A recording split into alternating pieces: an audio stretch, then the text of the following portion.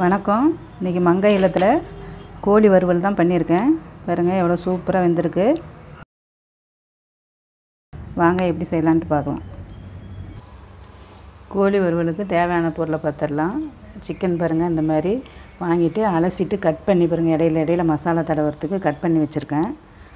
அரைக்கிறதுக்கு ஒரே ஒரு தக்காளி, ஒரு 6 சின்ன வெங்காயம். வறுத்து அரைக்கிறதுக்கு மிளகு 1 டீஸ்பூனு, ஜீரகம் 1 டீஸ்பூனு, சோம்பு 1/2 டீஸ்பூனு, மல்லி 1 டீஸ்பூனு, ஸ்டார் அனிப்பு 1, பட்டை 1, ஏலக்காய் 2. இதெல்லாம் வறுத்து அரைக்கிறதுக்கு. இது மஞ்சத்தூள் 1/4 டீஸ்பூன், மிளகாத்தூள் 2 டீஸ்பூன், உப்பு தேவைக்கேற்ப, ஆயில் 1 டீஸ்பூனு, இஞ்சி பூண்டு 1 டீஸ்பூன், லெமன் ஜூஸு 2 ஸ்பூனு. வாங்க இதெல்லாம் வறுத்து அரைச்சிடலாம். இப்போ வானல் வச்சாச்சு. இப்போ மல்லி போட்டுக்கலாம். ஃபஸ்ட்டு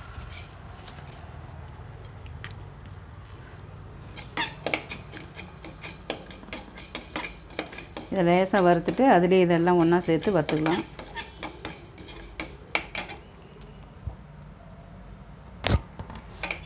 பாருங்கள் லேசாக எல்லாம் வறுத்துருச்சு. இப்போ இதில் எல்லாத்தையும் போட்டுக்கலாம்.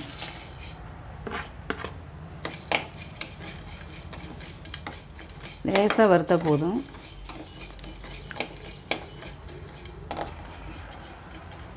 பாருங்கள் எல்லாம் வறுத்தாச்சு. இப்போ இதை எடுத்துடலாம். மிக்சியில் போட்டு அரைச்சிட்டு வந்துடலாம். பாருங்க வறுத்த மசாலாலாம் பொடி பண்ணியாச்சு. இப்போ மிக்சியில் இந்த வெங்காயத்தையும் தக்காளியும் போட்டு அரைச்சிட்டு வந்துடலாம்.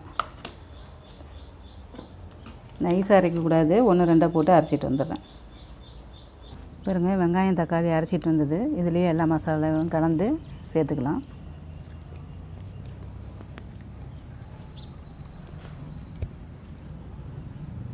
மிளகாத்தூள், உப்பு, மஞ்சத்தூள்,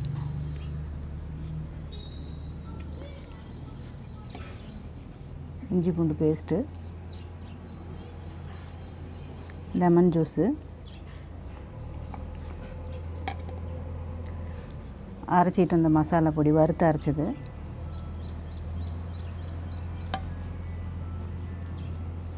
ஆயில் கொஞ்சம், இது எல்லாத்தையும் ஊற்றி கலந்துக்கலாம்.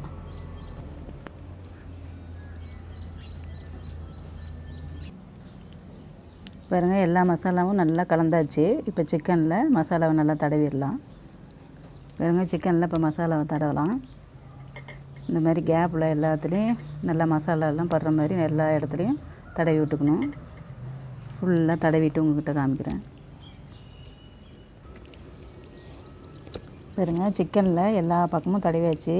உள்பக்கம் இந்த இதிலெல்லாம் எல்லா பக்கமும் மசாலாவை தடவி வச்சு இப்போ இதை ஒரு மூடி போட்டு 1 மணி நேரம் ஊற வச்சிடலாம். அப்போ தான் நல்லா சாஃப்டாக வரும் வறுவலுக்கு. பாருங்கள் சிக்கனில் மசாலா தடவி வச்சு 1 மணி நேரம் ஆயிடுச்சு. இப்போ இந்த வாழை இலையை இப்படி மடித்து கட்டிடலாம்.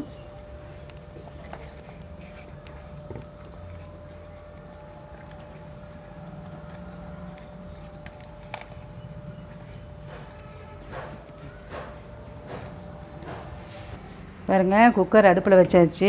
இந்த சிக்கன் வாழை இலையில் போயிட்டு கட்டியாச்சு. இந்த ஸ்டாண்டு முழுகிற அளவுக்கு தண்ணி ஊற்றியாச்சு. இப்போ இந்த தண்ணி ஏன்னா கம்மியாக ஊற்றாதீங்க, அப்புறம் தீஞ்சிரும். அதனால் அந்த ஸ்டாண்டு முழுகிற அளவுக்கு தண்ணி ஊற்றிட்டு இந்த மாதிரி ஒரு பாத்திரம் குக்கருக்குள்ளே இப்படி வச்சுக்கிங்க. வச்சுட்டு இந்த வாழை இலையில் கட்டி வச்சுருக்கிறத இப்படி இதில் வச்சிடலாம். வச்சுட்டு குக்கர் மூடி போட்டு 2 விசில் விட்டு எடுத்துக்கலாம். பாருங்கள் குக்கர் 2 விசில் அடங்கிருச்சு. இப்போ ஓப்பன் பண்ணி பார்த்துடலாம்.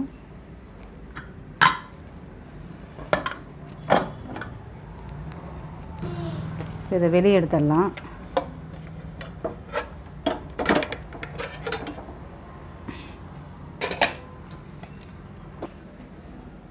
வெட்டி பார்த்துடலாம்.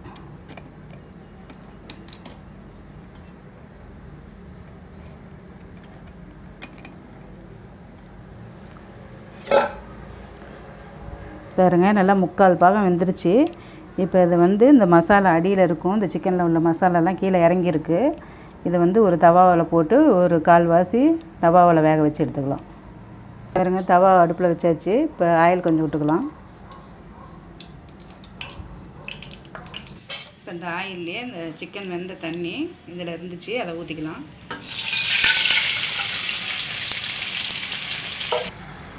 பாருங்க இந்த மசாலா தண்ணியிலேயே இந்த சிக்கன்லேயும் போட்டுடலாம். இது ஏற்கனவே 3/4 வெந்துருச்சு. இந்த தண்ணியிலே நல்லா ஒரு 1/4 பாகம் வேகணும். அப்பப்போ திருப்பி விட்டுக்கலாம். இப்போ ஒரு மூடி போட்டுக்கலாம்.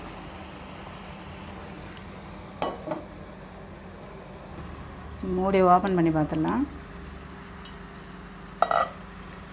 பாருங்கள், அப்பப்போ மூடியை திறந்துட்டு இந்த மசாலா இதெல்லாம் இது மேலே அப்படியே இந்த மாதிரி சுட சுட இது பண்ணிகிட்டு இருந்தால் சீக்கிரமாக எல்லாம் வெந்துடும்.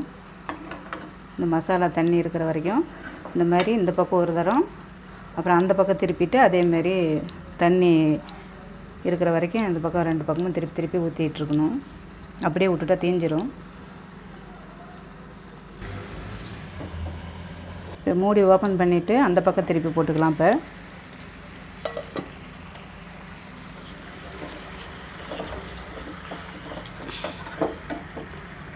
திருப்பி போட்டுட்டு அதேமாரி இந்த பக்கமும் இதில் இருக்கிற மசாலாலாம் இந்த பக்கம் இப்படி அப்ளை பண்ணிக்கலாம்.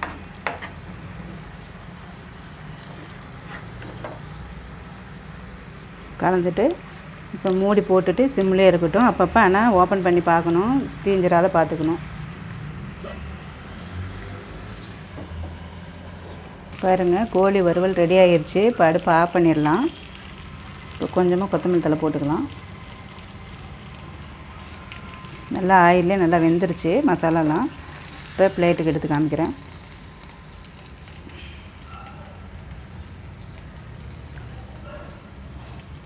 பாருங்கள், கோழி வறுவல் ரெடி ஆயிடுச்சு. நீங்களும் உங்கள் வீட்டில் இதேமாதிரி செஞ்சு பாருங்கள். செஞ்சு பார்த்துட்டு பிடிச்சிருந்தா லைக் பண்ணுங்கள், ஷேர் பண்ணுங்கள், கமெண்ட் பண்ணுங்கள், மறக்காமல் சப்ஸ்கிரைப் பண்ணுங்கள்.